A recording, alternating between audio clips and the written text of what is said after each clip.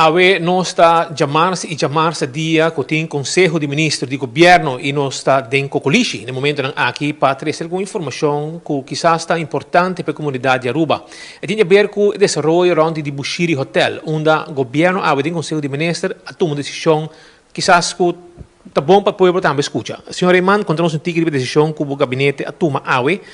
dentro do Conselho de Ministros. Hoje é um dia sumamente importante para sobre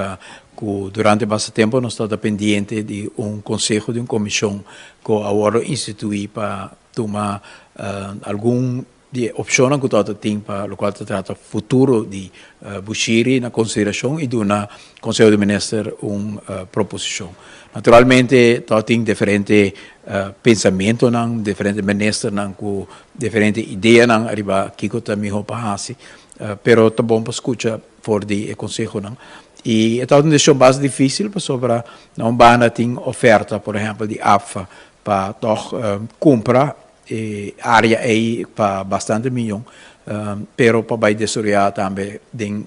hotel ou condomínio e de outra banda o governo está sentindo que durante o último ano o espaço público a bordo entregar na desenvolvimento de hotel e condomínio durante a governação anterior o terreno a bordo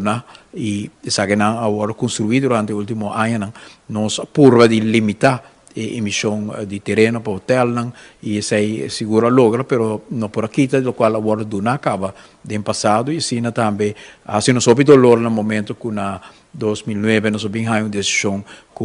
onde nós temos beach público net para riba de Holiday Inn que abrirá Ritz-Carlton e nós não temos nada contra o Hotel Ritz-Carlton, nós queremos que tenha uma contribuição grande para Aruba, mas nós só lamentar que ela toma o último pita beach público que tem. Pensei a decisão está sendo muito contente que nós podemos chegar a um acordo do Conselho de Ministros que nós vai destinar espaço de Bushiri para beach público. Algo maneira Harachi, nós vai eliminar o edifício e criar um espaço para beach público, junto com parking space, também área que também tem sistema multifuncional para o qual trata beach tennis, beach soccer, espaço como mais que nós organizamos, mas que nós podemos organizar também para o futuro. Estou contente que a decisão aqui, para nós entregar back no pueblo, área que agora destina tempo para o hotel e a outra vira beach público e o governo naturalmente lo invertir para ser mais atrativo possível para nós próprios gente. Palavra do Primeiro-Ministro Mike Ayman. 8 horas, dentro da notícia, mais informação.